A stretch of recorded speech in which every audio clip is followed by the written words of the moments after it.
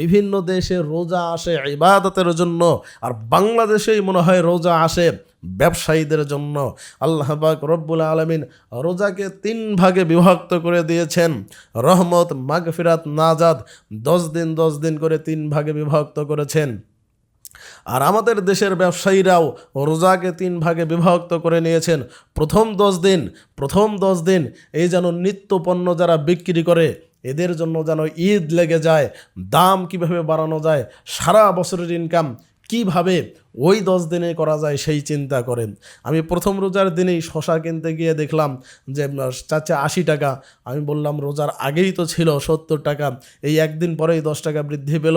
বলে হুজুর রোজা তাহলে বের হোক তারপরে নিন। দেখেন কথার সাইজ। তো কাজেই এই যে প্রথম 10 দিন এরা মনে করে সারা বছরের ইনকাম করে নেব, ওজনে কম দাও এরা কমায় না।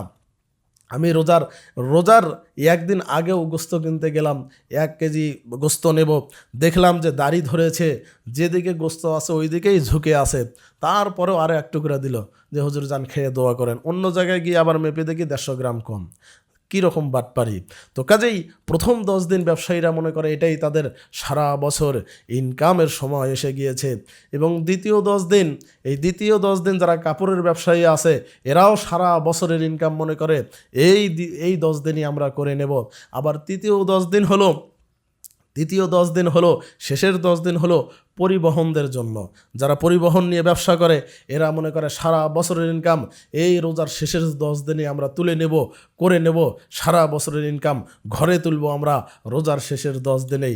এই জন্যই বলেছিলাম যে পৃথিবীর বিভিন্ন দেশে রোজা আসে ইবাদতের জন্য, আর বাংলাদেশে আসে মনে হয় এই ব্যবসায়ীদের জন্য।